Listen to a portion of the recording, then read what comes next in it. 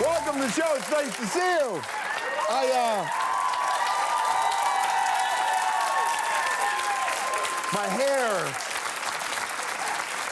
My hair's out of control today.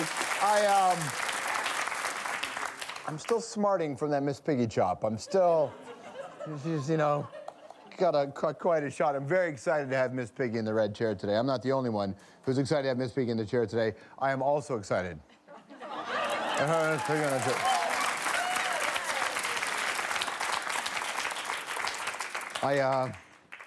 Everybody's going, oh my God, how's this guy gonna host Hockey Night in Canada? This guy's gonna host Hockey Night in Canada.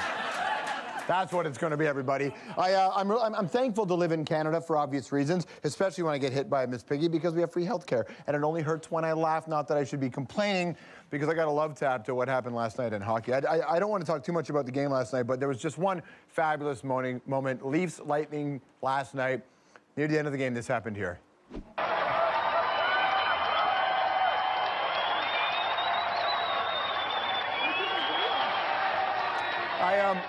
That guy clearly is on what we like to call an extendo St. Patrick's Day week.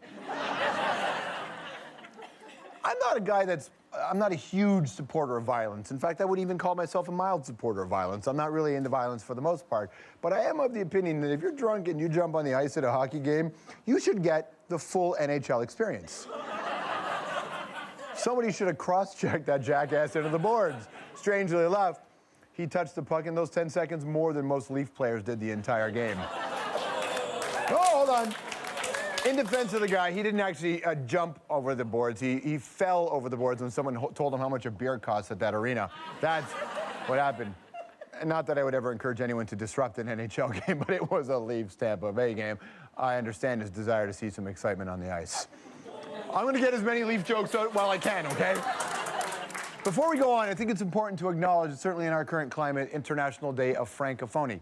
Now, some people are out there saying, oh, isn't that just Quebec? Well, no.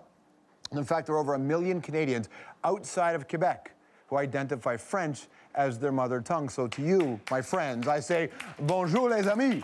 Quel jour magnifique.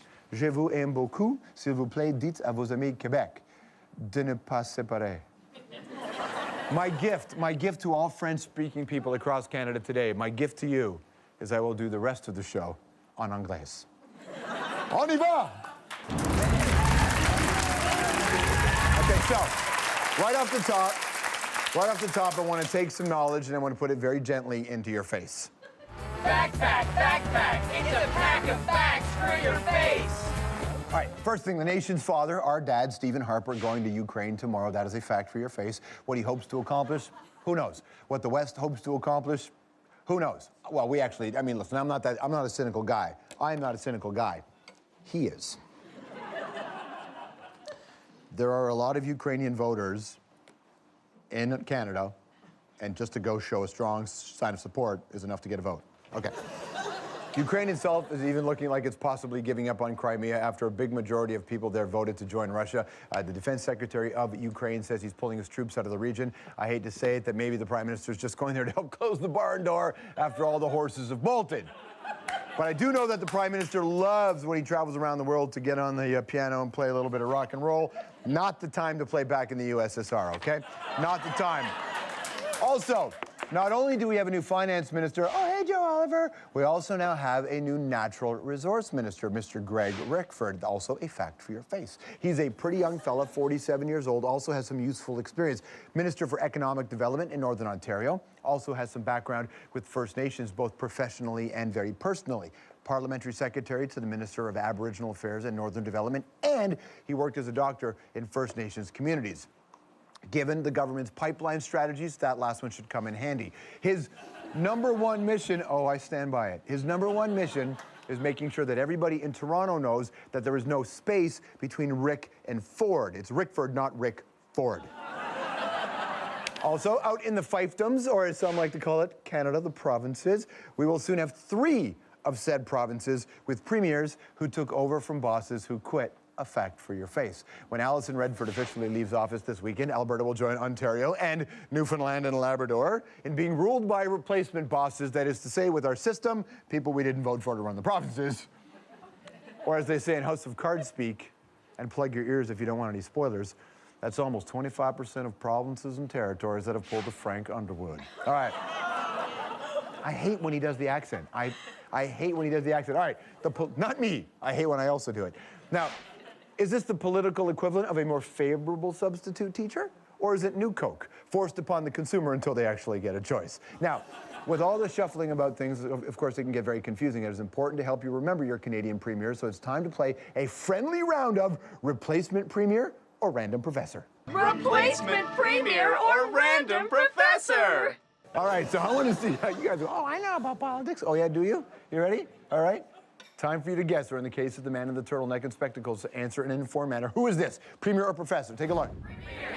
Yeah, you're from Ontario. You better know this one, okay? Kathleen Wynne, Premier of Ontario. How about this person here? Charles Taylor. Not the dictator, not the shoemaker. Random Professor. Professor Emeritus at McGill University. Finally, how about this? Oh, and Professor Dave Hancock, Interim Premier of Alberta, effective Monday. There it is. You guys, you make me proud. I'm not the kind of parent that says you got 95, where's the other 5? I'm the kind of parent that says you got 5. It's better than 0. Now, in honor of today being at the tail end of International Day of Happiness, which was today, and because the internet seemed to be a jackpot of frivolous news stories, it's time for another episode of... Oh. Thank you very much, everybody.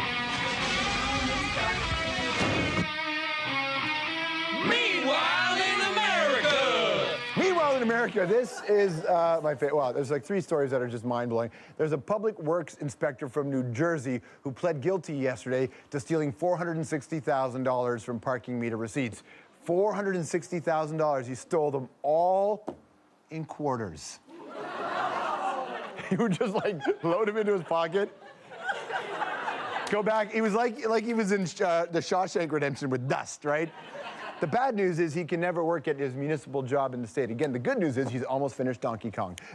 Meanwhile, there's a man in Maine. So you know when you have that moment, and I completely understand where this guy started. You know when you're sleeping, especially if you work a night shift, you're sleeping, and then there's those service workers who come and they work in your neighborhood way too early, and they don't care that you work late. And so there's some tree service workers in Maine. So this guy, don't show the picture yet.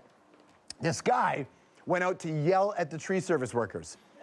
They freaked out and called the cops because, well, take a look at this picture here. He had no shirt on, he has a tattoo of a holstered gun. Now, at first blush, when you look at that guy, you'd think, well, you know, first of all, that's a rather small gun, so I'm not sure if you were swimming, but the SWAT team showed up. No charges were filed. Had they called the fashion police, there might have been a different outcome. But I looked at this picture initially and I thought, first of all, what are you doing? Put your shirt on. Now they get closer. That looks like a Third Reich tattoo on his left arm. No wonder they called the cops. A tattooed holstered gun and a Third Reich tattoo? No thanks. And it wasn't even in Texas. But let's go to Texas, shall we? Texas has been low on lethal injection drugs, but just scored a new batch. Here's the best part about this. They won't name their supplier. They won't tell you where they got the lethal injection drugs. They claim it's for safety reasons. We are far more skeptical of that, but what we did was use our crack research department here at G Tonight, and we have footage of some of the behavior in acquiring those drugs. Good move! Out of my way, please!